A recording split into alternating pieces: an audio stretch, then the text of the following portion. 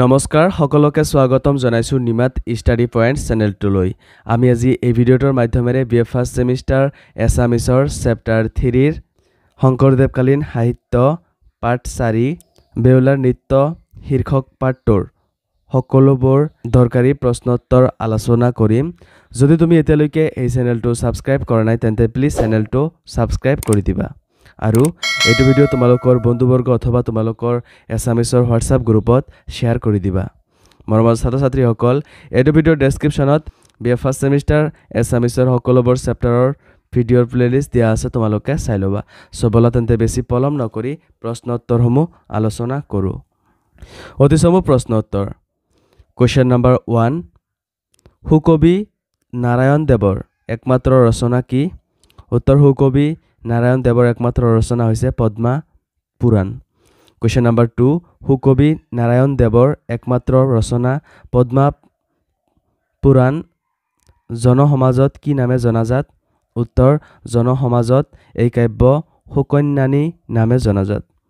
Question number 3, সুকবি Narayan দেৱৰ পদ্মা পুৰাণ প্ৰকৃততে কি গ্ৰন্থ? উত্তৰ, পদ্মা পুৰাণখন মূলতঃ দেৱী মাহাত্ম্য প্ৰকাশক গ্ৰন্থ। কোৱেশ্চন নম্বৰ 4, মনসা সাহিত্য বা পাঁচালী সাহিত্য বুলিলে কি বুজা?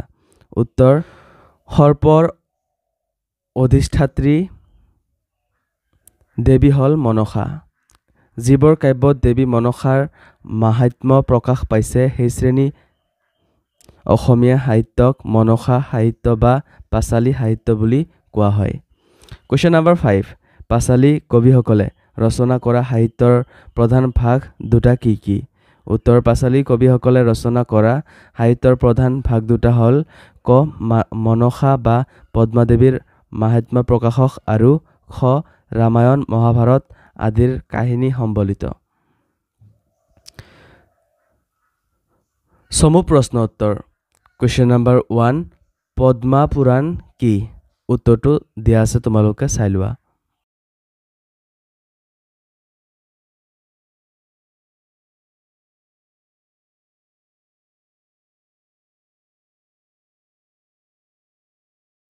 কোৱেশ্চন নম্বৰ 2, শংকৰী যুগৰ পাঁচালী সাহিত্য কবি সুকবি নাৰায়ণ দেৱৰ বিষয়ে চমুকৈ লিখা।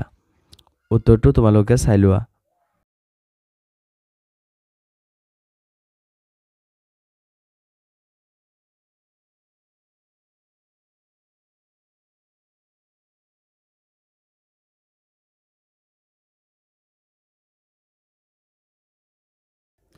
কোৱেশ্চন নম্বৰ 3, সুকবি নাৰায়ণ দেৱৰ একমাত্ৰ কাব্য পদ্মা পুৰাণত কি বিষয়বস্তু বৰ্ণিত হৈছে চমুকৈ লিখা। উত্তৰটো দিয়া আছে, তোমালোকে চাই লোৱা।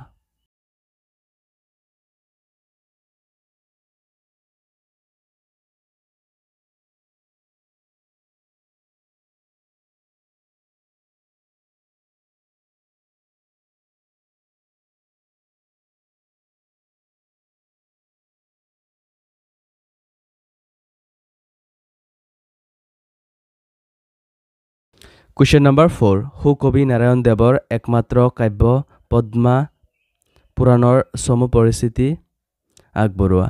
উত্তৰটো তোমালোকে চাই লোৱা।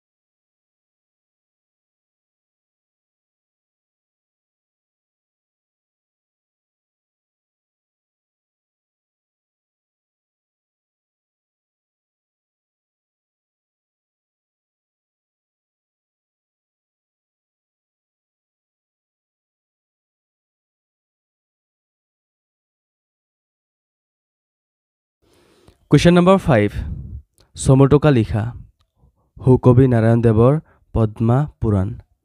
উত্তৰটো তোমালোকে চাই লোৱা।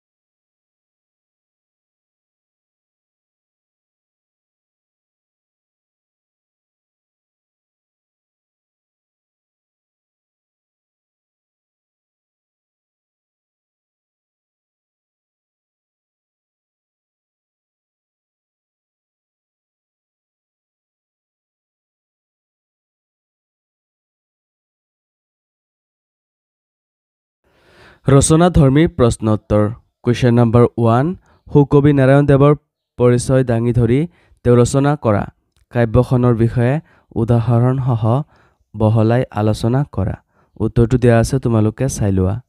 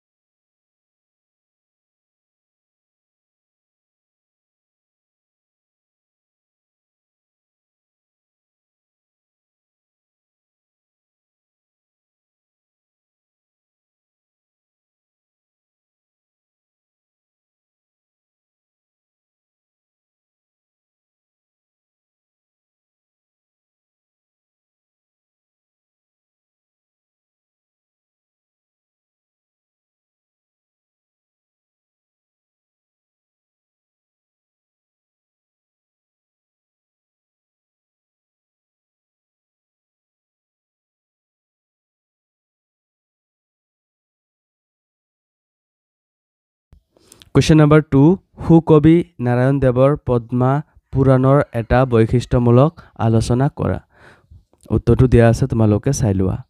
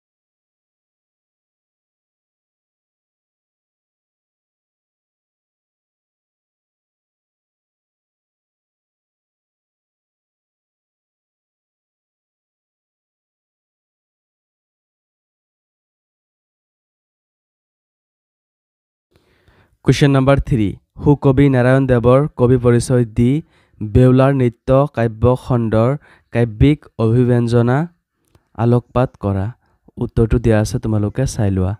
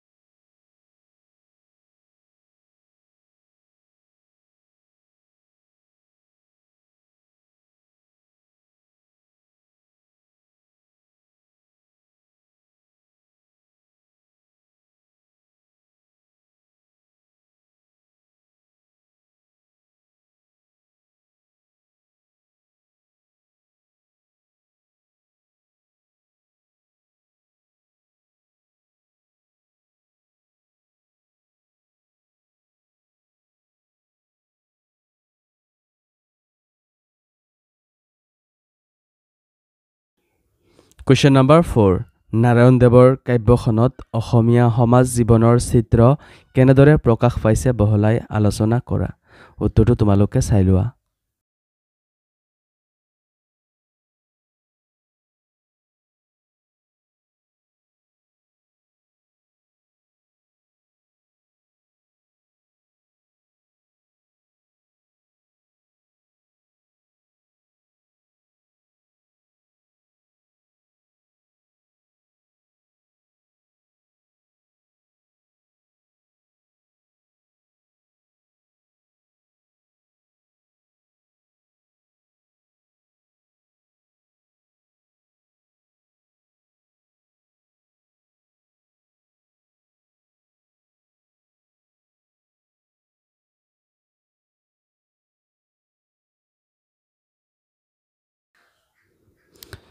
সমামৰ ছাত্ৰ-ছাত্ৰীসকল আজিলৈ এইখিনিয়ে আশা কৰোঁ এই ভিডিঅ'টো তোমালোকক সহায় কৰিছে। যদি ভিডিঅ'টো ভাল লাগিছে তেন্তে এইটো ভিডিঅ' তোমালোকৰ বন্ধুবৰ্গ অথবা তোমালোকৰ এছামিছৰ হোৱাটছআপ গ্ৰুপত শ্বেয়াৰ কৰি দিবা। চেনেলটো যদি এতিয়ালৈকে ছাবস্ক্ৰাইব কৰা নাই তেন্তে প্লিজ চেনেলটো ছাবস্ক্ৰাইব কৰি দিবা আৰু এইটো ভিডিঅ'ৰ ডেছক্ৰিপশ্যনত BA ফাৰ্ষ্ট ছেমিষ্টাৰ এছামিছৰ সকলোবোৰ চেপ্টাৰৰ ভিডিঅ'ৰ প্লেলিষ্ট দিয়া আছে, তোমালোকে চাই ল'বা। ধন্যবাদ।